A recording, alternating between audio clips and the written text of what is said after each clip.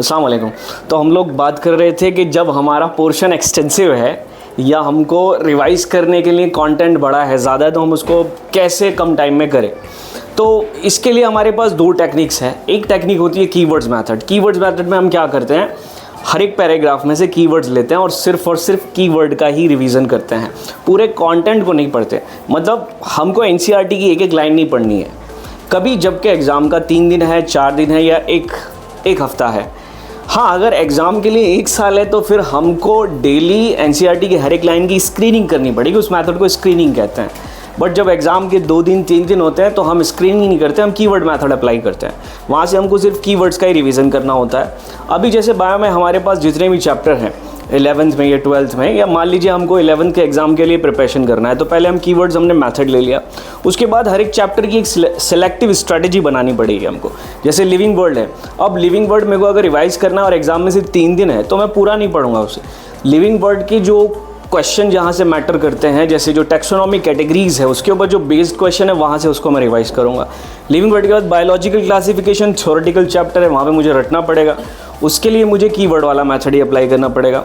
बचा plant kingdom and animal kingdom, ये दोनों भी चैप्टर है, इसमें एग्जाम्पल्स बहुत सारे हैं, तो इसको मुझे कभी भी एक ही सिटिंग में बैठ के याद नहीं करना है। मतलब मैं ऐसा नहीं करूँगा उसको लेके रटने बैठ गया पूरे चैप्टर को, हर एक वर्ड को ध्यान से पढ़ रहा हूँ बहुत समझ के, वो मैंने कर लिया पूरे साल में। अभी एग्जाम का सिर्फ 3 दिन है, तो जब मैं एनिमल किंगडम पढ़ रहा हूँ तो मुझे एनिमल किंगडम प्लांट किंगडम कब पढ़ना है, सिर्फ सुबह में पढ़ना है 10-15 मिनट, पूरा चैप्टर एक बार, पूरा चैप्टर जो एग्जाम्पल्स हैं सिलेक्टिव वो रिवाइज कर लेने, सिर्फ रीड करना है।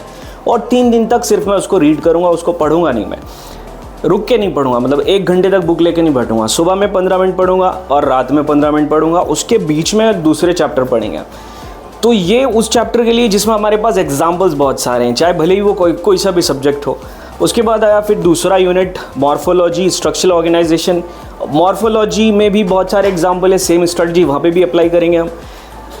स्ट्रक्चर एनाटॉमी जहाँ पे आया, एनाटॉमी को हम थ्योरी से नहीं पढ़ सकते। एनाटॉमी पढ़ने का सबसे अच्छा तरीका है हम डायग्राम अच्छे से प्रैक्टिस करें, वहीं से कंटेंट को रिवाइज करें। नेक्स्ट चैप्टर सेल भी थ्योरी बेस्ड है, वहाँ से कीवर्ड मेथड लेना पड़ेगा। सेल डिवीजन डायग्रामेटिक चैप्टर है, उसको डायग्राम से पढ़ें और क्वेश्चन से करें। सेल डिवीजन चैप्टर जो है हमको वो पूरा पढ़ना नहीं है, मतलब ऑब्वियसली पढ़ना है लेकिन एग्जाम से 3 दिन पहले पढ़ना नहीं है, सिर्फ डायग्राम को रिव्यू करना है और क्वेश्चंस करने हैं। वो भी कितने क्वेश्चन करने हैं, 40-50, वो भी वो क्वेश्चन जो कि टॉपर सेक्शन के क्वेश्चन है, या मार्क वाले क्वेश्चन जो मैंने मार्क करके रखे हैं, या फिर ऐसे क्वेश्चन जो कि मेरे रॉन्ग हो चुके हैं, सिर्फ उन क्वेश्चंस का ही मुझको रिवीजन करना है। बायोमोलिक्यूल चैप्टर, अगेन बायोमोलिक्यूल में बहुत ज़्यादा एक्सटेंसिव थ्योरी है। स्ट्रक्चर को हम पहले प्रैक्टिस करके देखेंगे, जो भी प्रोटीन के पेप्टाइड बॉन्ड्स हैं, ग्लाइकोसिडिक बॉन्ड है, उनका स्ट्रक्चर बना के देखेंगे। फॉर्मूला को लिख के याद करेंगे, उसको हम ऐसे याद नहीं कर सकते बुक के साथ। मेरे को पेन और पेपर लेके बैठना पड़ेगा, फिर फॉर्मूला लिखना पड़ेगा, उसको मैं वहाँ से याद करूँगा। नेक्स्ट जितना भी एनिमल यूनिट, प्लांट फिजियोलॉजी का जो चैप्टर है, प्लांट फिजियोलॉजी में फोटोसिंथेसिस कॉन्सेप्ट बेस्ड है, उसको याद करना आसान है। इसलिए आसान है क्योंकि कॉन्सेप्ट है, तो सिर्फ साइकिल को ड्रॉ करके देखना है, चाहे वो लाइट रिएक्शन हो या फिर डार्क रिएक्शन हो। नेक्स्ट जो है रेस्पिरेशन में भी साइकिल है। एक बार अगर कॉन्सेप्ट समझ लिया, रिवीजन करने के लिए आधे घंटे से ज़्यादा टाइम नहीं लगना चाहिए। अगर लग रहा है इसका मतलब मैं रट रहा हूँ उसको। नेक्स्ट जो है प्लांट ग्रोथ एंड डेवलपमेंट, ये चैप्टर भी काफ़ी थ्योरेटिकल है। इसका इंपॉर्टेंट पार्ट है plant growth and regulator, phyto hormone जिसको कहते हैं। इन हार्मोन्स को पढ़ने के लिए थोड़ा सा बोरिंग हो जाता है, इसलिए कंपैरेटिव स्टडी करनी चाहिए हमको। ऑक्सीजन जब हम पढ़ रहे हैं तो उसके साथ साइटोकाइनिन पढ़ना चाहिए, जिब्रेलिन, एब्सिसिक एसिड, इन तीनों को साथ में पढ़ना चाहिए ताकि वो कंपैरेटिव स्टडी करके अच्छे से मैं पढ़ सकूँ। एनिमल फिजियोलॉजी पूरा का पूरा इंटरेस्टिंग है, उसको पढ़ने में इंटरेस्ट आता है तो सेपरेट भी पढ़ सकते हैं उसको। लेकिन अच्छा तरीका ये है कि आप एक बॉटनी का चैप्टर लें, जब कभी भी आपको बोर फील होता है तो फिर हम जोलॉजी का एक चैप्टर, फिजियोलॉजी का एक चैप्टर उसके साथ लगा सकते हैं। मतलब मैं प्लांट ग्रोथ एंड डेवलपमेंट पढ़ रहा हूँ, मैंने 3 घंटे पढ़ाई की, अब मुझको बोर होने लगा, तो सबसे अच्छा तरीका ये है मैं एनिमल फिजियोलॉजी में से कोई एक चैप्टर उठा के हार्ट का स्ट्रक्चर हो गया या फिर किडनी का स्ट्रक्चर हो गया, वो चैप्टर पढ़ने लगूँ।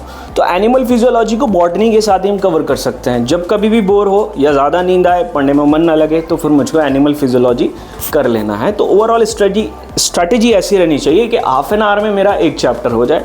लेंदी चैप्टर है, उसके लिए थोड़ा सा टाइम लग सकता है, लेकिन बहुत ज़्यादा प्रीसाइज हमको स्टडी करना चाहिए। Hope you understand the concept. Thanks for watching.